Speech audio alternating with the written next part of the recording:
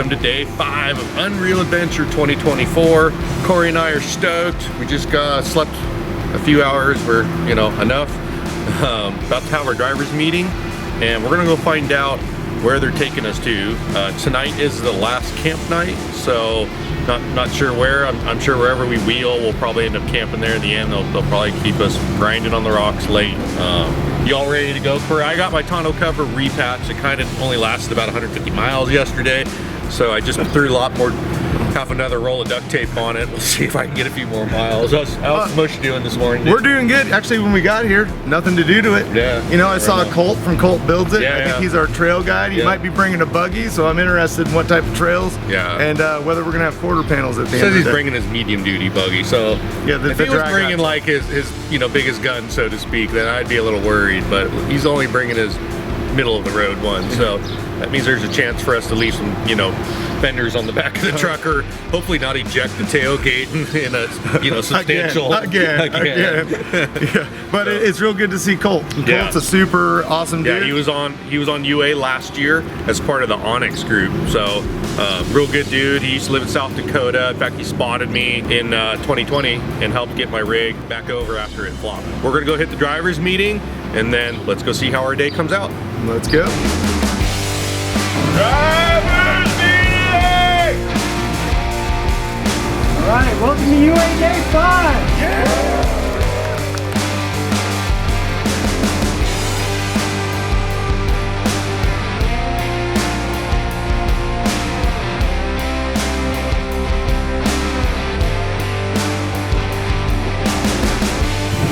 All right, so we're just right outside the city limits of Farmington, New Mexico.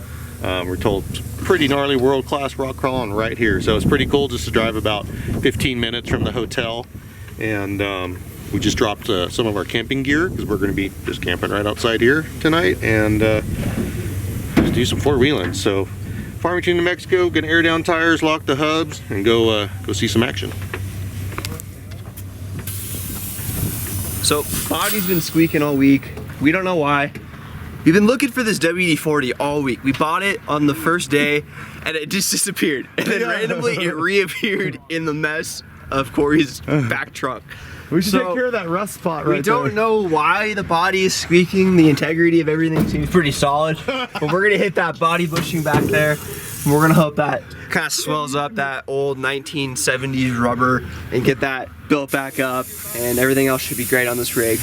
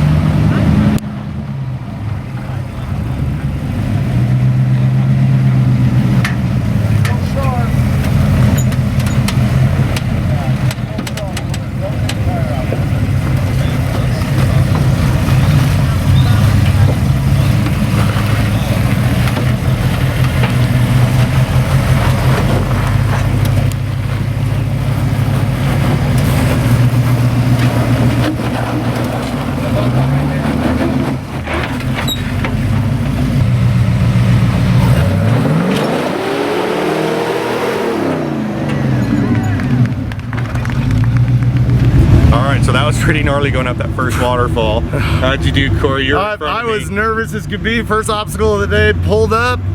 It felt like it was gonna go, wouldn't. As soon as I wanted to go back out, I couldn't get back enough to come back and bump at it. Yeah, your spare tire was holding you up. In fact, some guys were like accusing you of cheating using 5 tires. But yeah, that's, you know, depending on wheelbase, I was telling Ryan, our lead photographer, I'm like, you know, we're all on the same playing field with tires. So depending on your wheelbase and your belly height, you know, some are gonna either crawl right up it and some are gonna need to be winched up it. So hideous. I figured it'd be a 3rd gear assault, made it up in 2nd gear. But again, I had the ability, once I got set, to back up and give a run on it. Corey wasn't able to do that. So there's some more action right up ahead. Let's get in our rigs and go check, see what's up. Looking pretty good.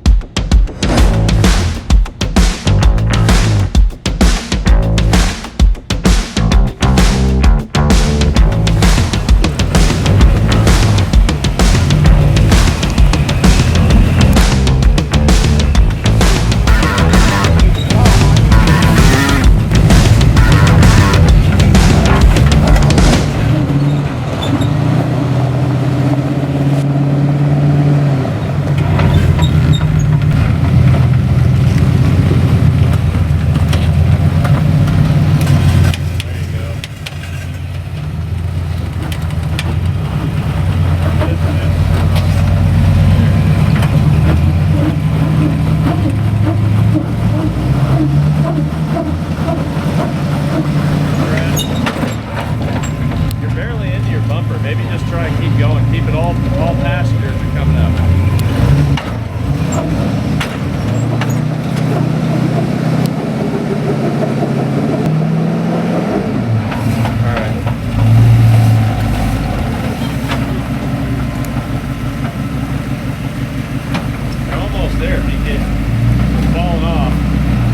Right there.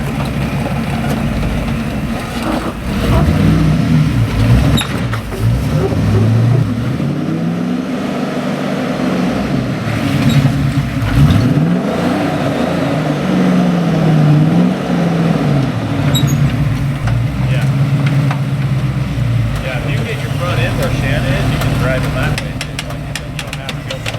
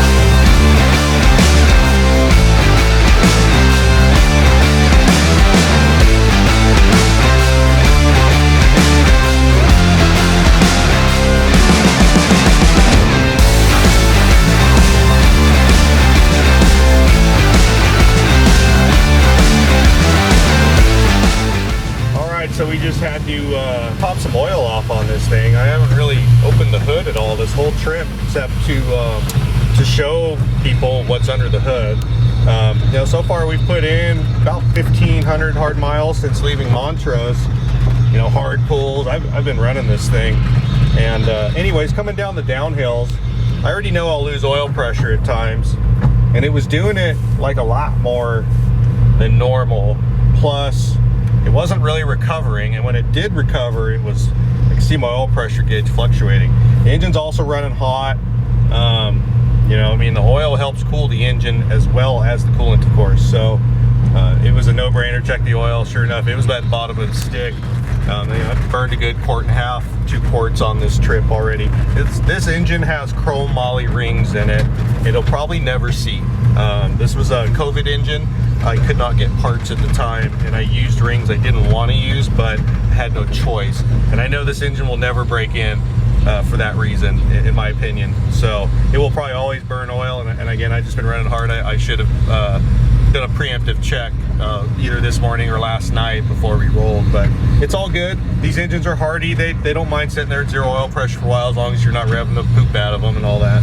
So let's keep going. Engine's starting to cool down, oil pressure steady again, and we're rocking and rolling.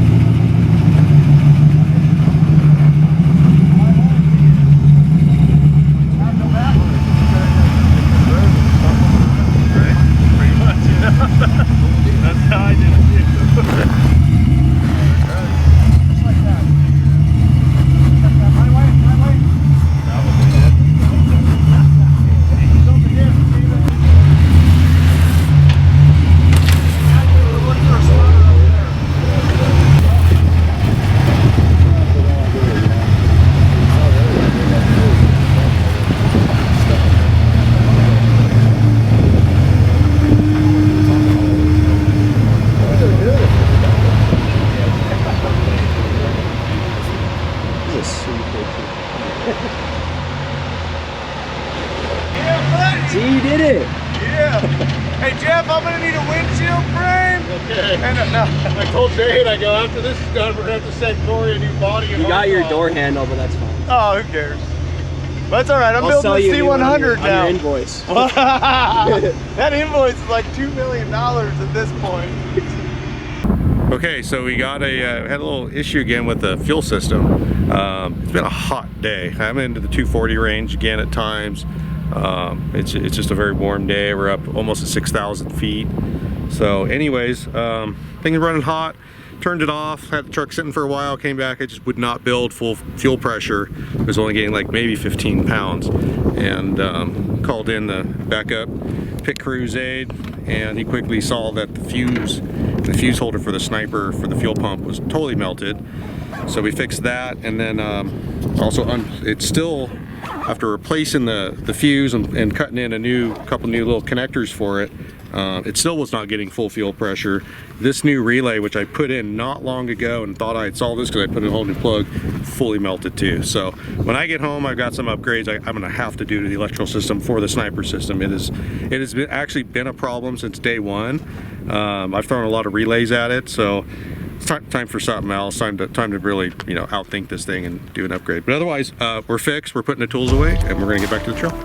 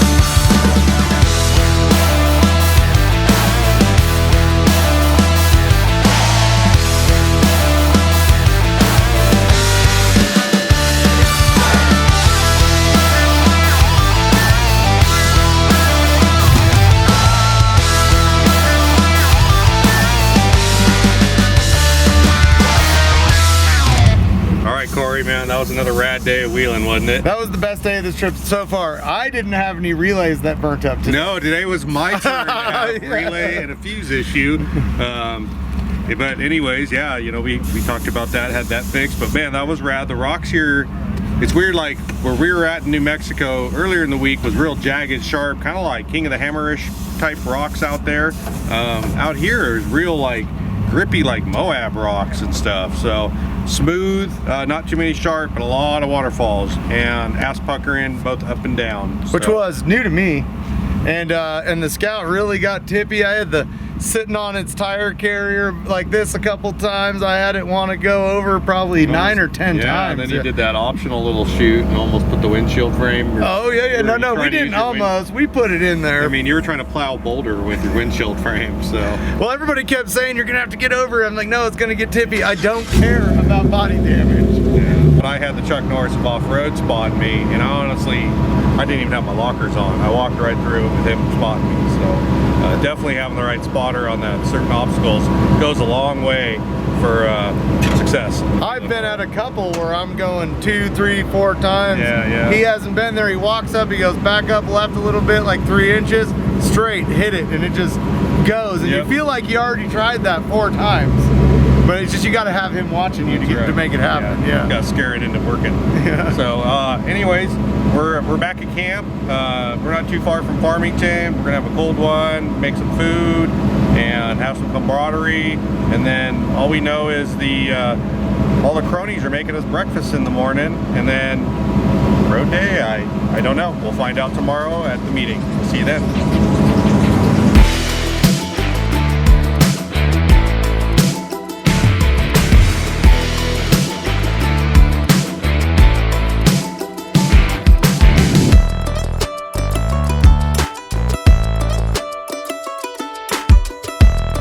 Hey Zayda, found another spot, look. Oh, easy. Oh, so much better. Alright, now we're gonna throw this WD-40 in the back. We're never gonna find it again.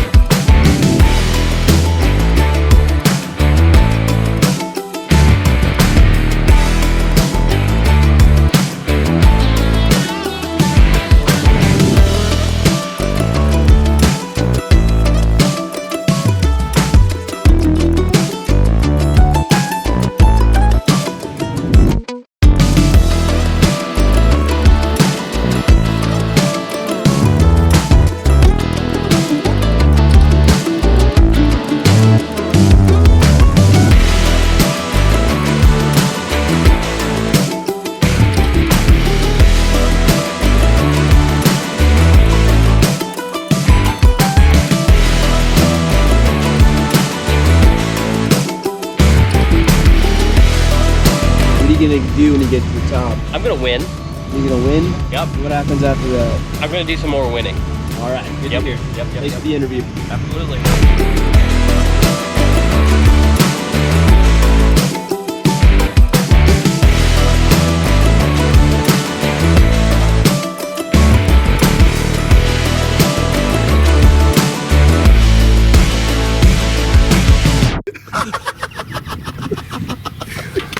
Ready?